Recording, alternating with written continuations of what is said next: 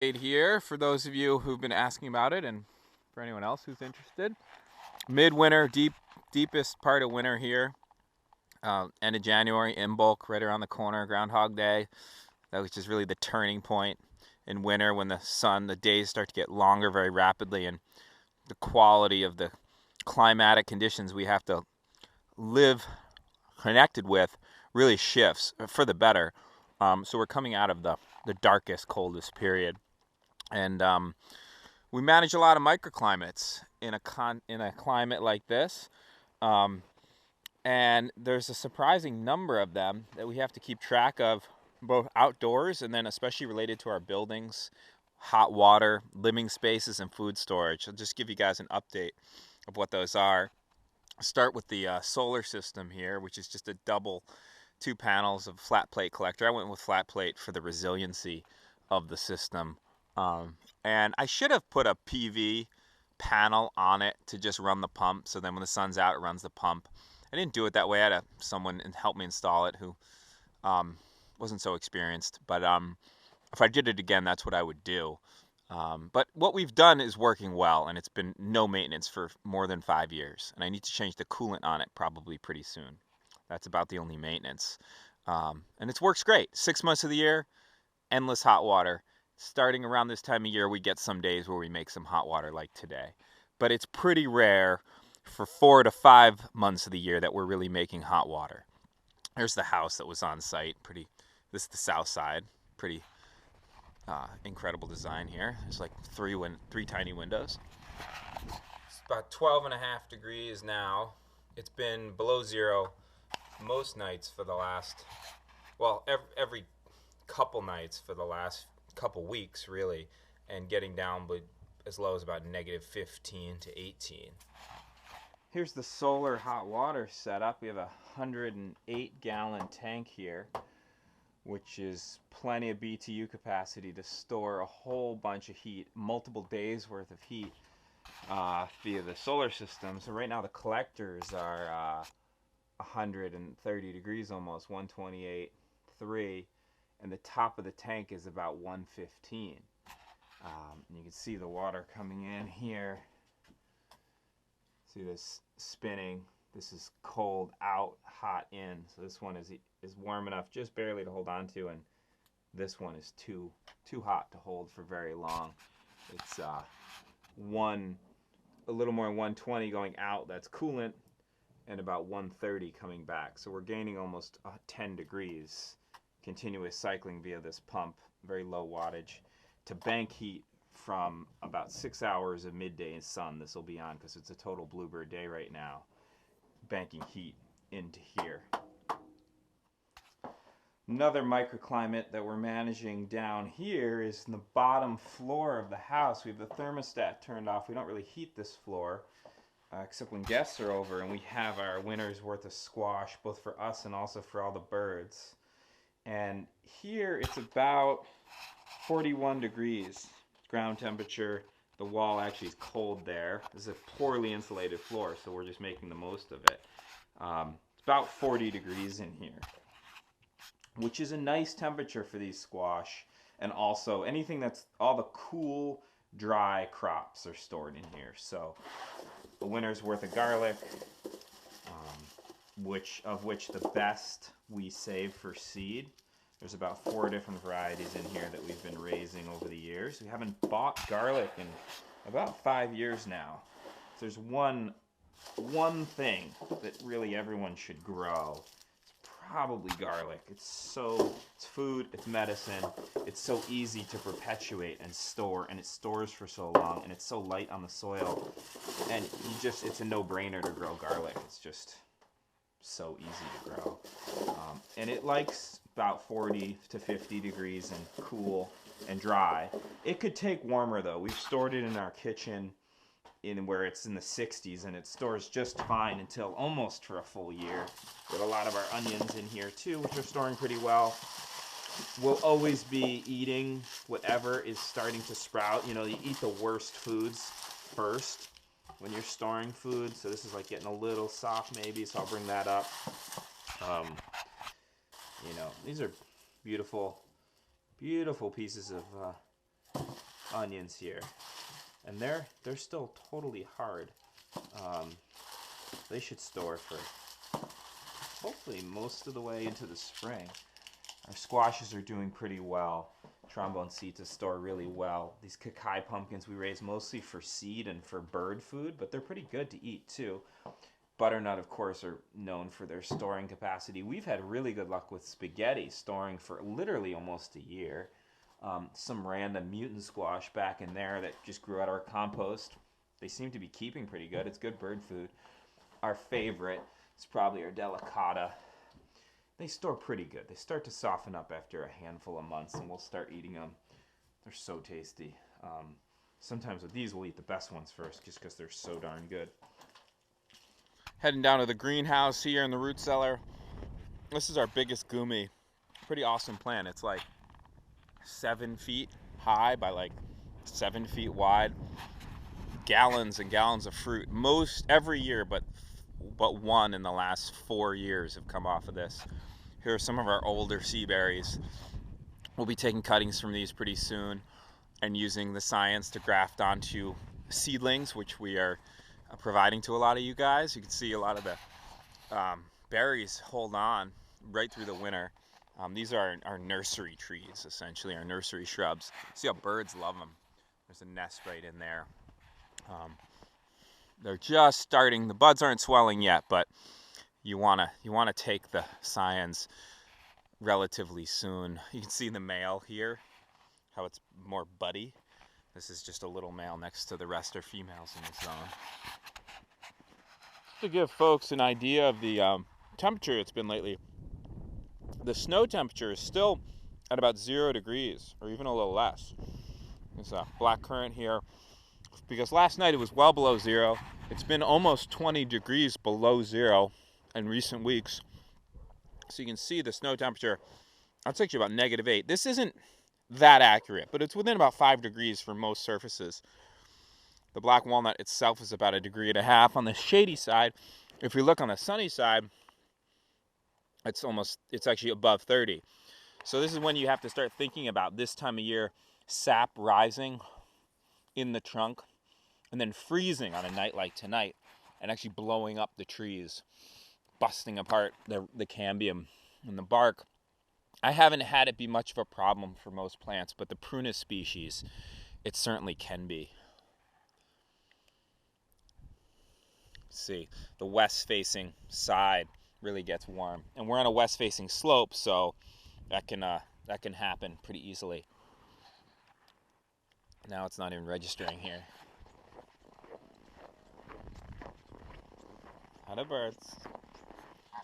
So here's the barn greenhouse. The geese are even hardier than the ducks, which are even hardier than the chickens. They have no problem hanging out here, even below 0. They like to pick the sunny spot. It'd be great if we had more south-facing aspect for this barn, that we could open it more, but we forewent that when we built the greenhouse. For better or for worse, it's nicer to have the greenhouse here, but you can't have too much south-facing space on a building, is what it comes down to. So here's the greenhouse, deep winter. We rescued about 40 kale plants, brought them in the fall. I think we'll double that next year, or maybe even triple it. I think we need about 100 to 120 or more kale plants to bring in. Then we overwinter them with their root systems and all. We bring them in like in a pot about this big. This is sea berry, one of our propagations. And then we just harvest off of them and we feed them to the birds and we feed them to ourselves. But they don't grow much in the winter here. There's just not enough sun. Even if we crank the wood stove in here every day, it's not a heat problem. It's a light problem. But there you can see they're starting to grow, and they've been growing a little bit all winter actually. But we had no sun here except about 1.5 days in 6 weeks, from about Christmas until about 1.5 weeks ago. So I can't do too much when that happens. Here's some of our hardy greens, a mixture, which we've been eating off of these all winter. And they're going to start to rage it in February. And these will actually get up to about here. And then we're almost sick of greens by the time gardening season starts. Or not quite sick of them, but Can't have too many greens when you got big creatures like this guy running around here. There's Gigi. She knows what's in here. I'll give her some because she's been a good woman, Gigi. You know, Thelma has been as well. Here. Come here, ladies. Come on, the birds. Come on, the birds.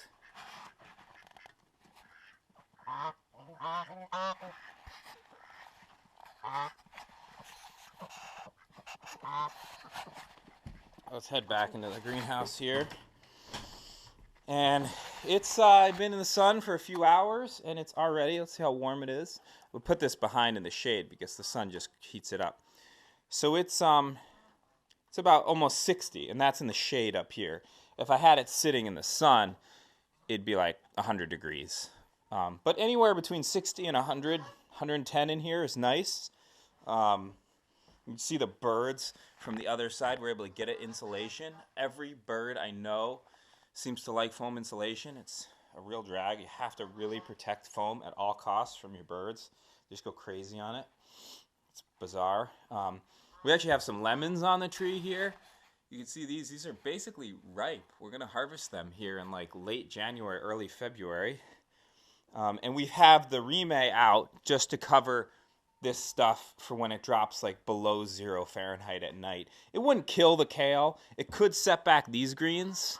The kale will be fine. It stays at least 20 to 30 degrees warmer in here at night, ambient, than it is outside. And under remay, like a microclimate within microclimate, it's another 30 to 50.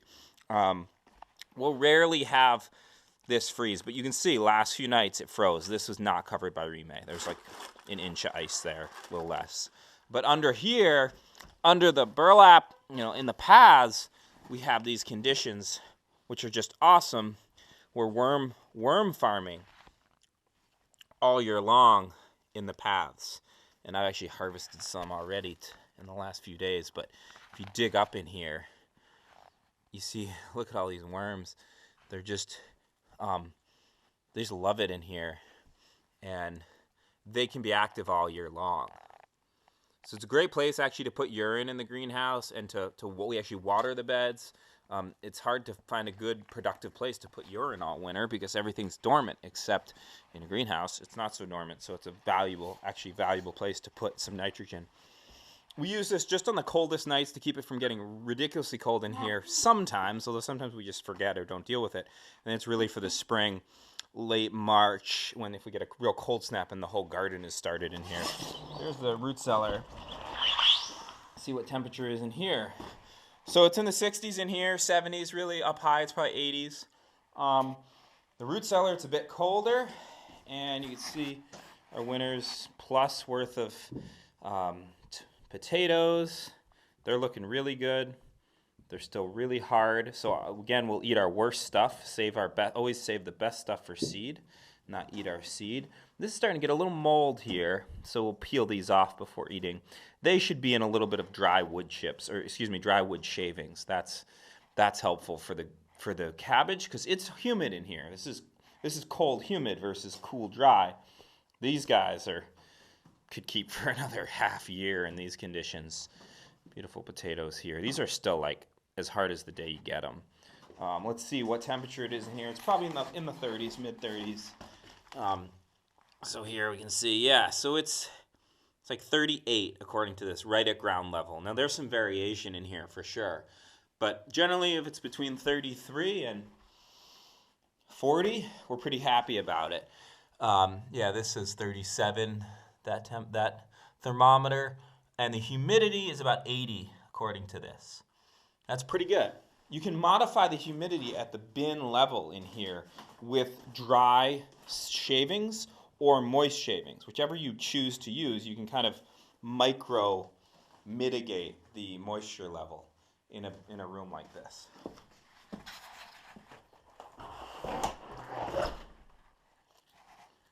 Bring a few more greens out for the birds. It's really hard not to eat a bunch of this time of year, especially with the lack of sunshine in this climate. You just can't really overstate how valuable fresh greens are for your health and wellness. They're pretty essential. That's where I think of this greenhouse really as a healthcare facility, as much as anything else. It's also a propagation facility for plants, for sure. It's also huge for starting the garden and getting a jump on the short growing season and extending it by months. But really, it's a health and wellness facility. Okay, birds. Come here to birds.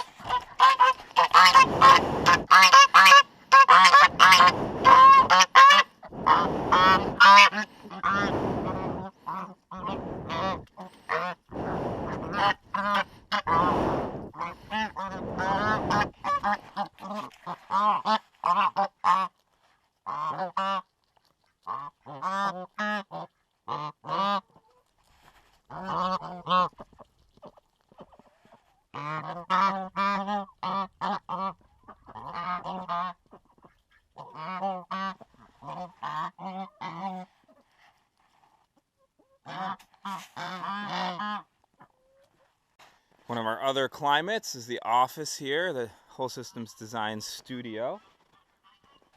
So one of our other climates, which is very easy to ignore. I don't see a lot of people creating intentionally really warm microclimates for themselves, just for the enjoyment factor. It's also great for starting seeds, but the hot microclimate, what I call the solar human oven, the human solar oven, is out here. And this is a south-facing space. It is dead southwest, actually, south-southwest, because our site is more westerly, so dead south isn't as warm as actually south-southwest or even southwest. And here we're in the middle of the solar day, or just after, and I can sit out here and be in a t-shirt on a day like today. It's windy, it's actually breezy, it's probably gusting to about 15. It's not nearly as windy as yesterday, but this is facing the south. We have solar access and we have wind protection. And we also have high radiance here. So we don't have, it would be great to have stone in here, but obviously that's not practical on the second floor. But we have multiple suns. We have suns coming off of all of the glass here. We have sun coming off the snow. And we have the sun, which is in the sky, the direct sun. So you can actually sit out here and take off your sweater, your long sleeve, and really just enjoy this space and soak in the vitamin D and kind of just enjoy the winter, in a time when it's hard to just be outside, and especially be outside in a way that's not where you're not moving a lot. It's easy to be outside, I think, if you like the cold now, if you're moving, but if you just want to go take a rest and take a nap, in the sunshine, you can do it. Got some kale in my mouth here. More than in just the summer, or even spring or fall. You can do it on the coldest days in the winter. You can lay down outside and take a nap in a t-shirt on a 12-degree day, even if the wind is blowing a bit, if you create a really nice microclimate for yourself. And that's what this space is. You just need to capture the sun, make the most of the sun, have a lot of radiance, have some nice dark surfaces if possible, have wood. This is salvaged mahogany. Actually, someone was selling it as red cedar, but it's actually mahogany on Craigslist. And create a dry space for yourself that faces the sun as protected from wind. And you're going to be in a good way. You're going to be stoked on the day. And it's hard to underrate sunshine in this climate. If you're in a cold, humid, cloudy, really cloudy climate like northern New England or the Great Lakes, you need to really make the most of the sun if you want to be psyched year round, or at least I do. I mean, those of us who love the sunshine, you need to do that by design. And luckily there's some approaches to doing that which are not that difficult. This balcony is 2/3, 1/3, which is one of the patterns in a pattern language, I believe. It's just having 1/3 is into the building, it's set in 1/3, and it sticks out 2/3. So it doesn't have to be a very big balcony, big deck, and still be roomy enough. I mean, I sleep out here sometimes in the summer. It's big enough to lay out here with another person, have a small bed. We've got our hardy kiwi here, so in the summer it's shaded, and there's some privacy. It's just a great spatial definition to have this. This all comes out in greenery, and we've harvested kiwis off of it for 3 years in a row. And you can see it's a very different strategy than having the deck stuck on, the stupid ass looking deck like that, which is the 70s. It's just a typical deck design. It's just build the house and then, oh yeah, let's put a deck on it. And it's totally unintegrated. Right, and that's easy to do. It's cheaper for sure. It's fast. That's why it's done all the time. But it's not nearly as multifunctional as having a deck that's integrated like this. And the 2/3, 1/3 is a great strategy. And also, while I'm getting at the architecture of this place, this building's passive solar design, but not to a fault, like so much of passive solar design that we see. We'll see great passive solar buildings all over the place, and they may be great for passive solar, but they're poor for all the other variables, like creating positive outdoor space for people, or creating protected entrances and exits, egresses. So this double overhang effect that we see here, one overhang because we put the balcony in 1/3, and a second overhang, which is just the main overhang on this dormer, creates this totally protected space wherein you can have these doors wide open. They have a little latch back there. If it's really windy, I click those. And we can open this all the way. And these doors are totally protected from the weather. So these can stay open all summer, and they basically do, and not get weather. And then the entrance itself, the opening in the building itself, this is just the best thing about this building, potentially, is this whole space. You can see the heat on the floor. Look at that. To let the sun into a building like this is essential, if you can do it. And if you like the sun. I mean, I met a guy yesterday, actually, on a site console who doesn't want the sun in his house. He's facing his house north. But I think that's pretty unusual. I think most of us need sun for sanity, especially in this climate. We don't need to escape it. So the only thing better I could imagine than this is just a literally convertible side of a whole building. Open up a whole side of a building. You can do that in the tropics or the subtropics or really temperate, mild regions like a Mediterranean climate. But you can't do it in this cold of a climate and still have a well-insulated building, which this is. So this is the best we can actually hope for and get practically without compromising resiliency and integrating complicatedness into a building that's beyond what it would be worth, is to have French doors facing south or southwest or southeast. So that basic pattern, French doors facing southwest and southeast or south, is unbeatable in this climate. So maybe it's time to either take a nap or take a ski and or read a little Newman Turner here.